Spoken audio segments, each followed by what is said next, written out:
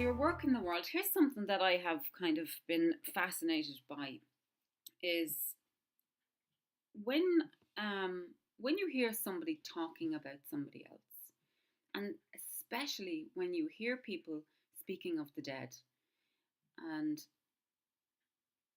what you what really interests me is how when you think for okay, how am I going to even get this across? Breaking work down. So what do we mean by your work in the world, right? I would have up until not too long ago, I would have defined work in a very certain way. So work meant, something that you get paid for and something that you um, exchange your time. Yeah, so you get paid for it. Also, I would have associated work with hardship, like that it had to be hard, that you had to hate your work, that you had to um, suffer for the paycheck. Now that stood in my way for what I'm doing now. Let's say becoming an artist. Like it was, I had to get over that. I had to identify that belief. I didn't know that I was holding that belief, and that was really holding me back. It was like, how dare I try to do something I enjoy for work? So I picked that up somewhere along the line that work had to mean drudgery. Also, that work had to mean employment. I have driven myself crazy with this whole work idea that work is something that is out of my grasp, like that I'm not doing the work in the world. I'm not doing my work in the world already. Like it's something that is yet to come, yet to be, yet to find me or me find it. And when I notice at, like I said, at either a funeral or when after a funeral, reminiscing, when people reminisce about the dead, they talk about the person in terms of their contributions to the community. And that really fascinated me, and that made me think in terms of this prompt that, the work that people are doing, or instead of postponing or suspending the idea that you are doing work until it matches your definition of what work is, like what I just said, if I was to imagine that I am not doing my work in the world until I'm either getting paid for it or that it's some sort of employment or some sort of a label I can call myself, that it can be defined in terms of, oh, she's a surgeon, or oh, she's a therapist, or whatever, that it can be, that it can have a title, put it that way.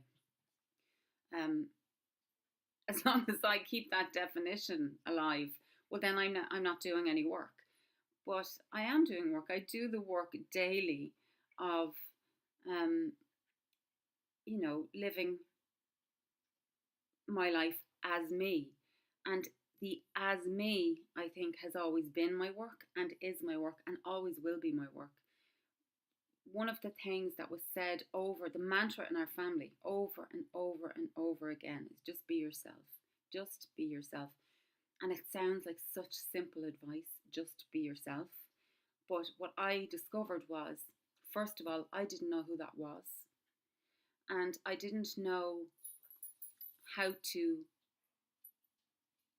I was going to say discover, but recover that self, because in my not knowing who I was, I had fabricated an idea of who I thought I was, and that idea was not favourable, and it wasn't something or someone I liked. I was very, very, I didn't like the person I told myself I was. I convinced myself I was.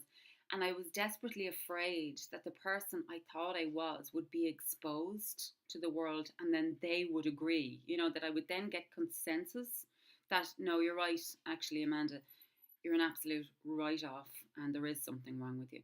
So because of that, I held myself back and I hid a lot, and I hid behind facades, like of this real jokery kind of person who took nothing seriously and who was very mean to myself. Like I was the butt of all my own jokes. That was one of my defense mechanisms. That was one of the ways in which I chose to hide myself from the world.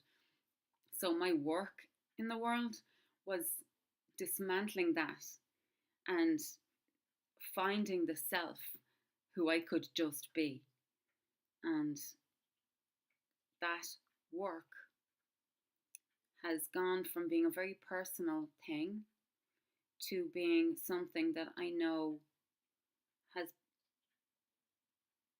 I have a huge amount of experience with now. And the reason why I share is because, you know, I I know I'm not alone in some of the challenges, let's say, that I faced in the work of becoming just yourself. Like, who is that? And you know, could, could it be somebody that you are shortchanging in having this nasty narrative about? And is it possible that who you are actually is lovable and good enough and all those things? And the answer to that is yes. But it can't be just bestowed on you. And it's not just a case of knowing it intellectually, there's a huge amount of work to be done in getting to that point. And if I can make that, if I can shine a light on that path for anyone who's probably still fumbling around in the darkness, and I still fumble around in the darkness myself too, but that is what I would consider to be my work. It's very much sharing and talking about the work of just becoming yourself. So there you go. That's what I am doing. That is my work. It's not what I could be doing. It's not what I should be doing. It's what I am doing. I think in order to answer that question, you really have to sit down and consider how you define work. So yeah, the doing. It's all in the doing. What are you already doing? What are you doing? What are you doing? And the other thing that I say is, I talk to myself all the time. I had this conversation not too long ago, actually, about how if you were to view the human journey, the human story, the story of the human race, humanity, just imagine it as this one big book. Because that's what we're living. We're living stories. And I decided 6 years ago now, I think, 7 years ago now, I decided that I wanted to live the kind of story that I would want to tell or to be told about me. So creating that story is my work. And if you going back to the book, like I had this vision of the human race, the story of the human race, and we're all contributing to that book. And each of us have a small little chapter maybe within that book. And I want for that chapter in that book to be something that I'm happy to contribute to. Right? I just want my story to be something that I'm proud of in that book. So that's my work. My work is my story. Don't think I've ever said that before. I don't think I've ever said it like that before. My work is my story, and I want my story to be the kind of story I want to tell.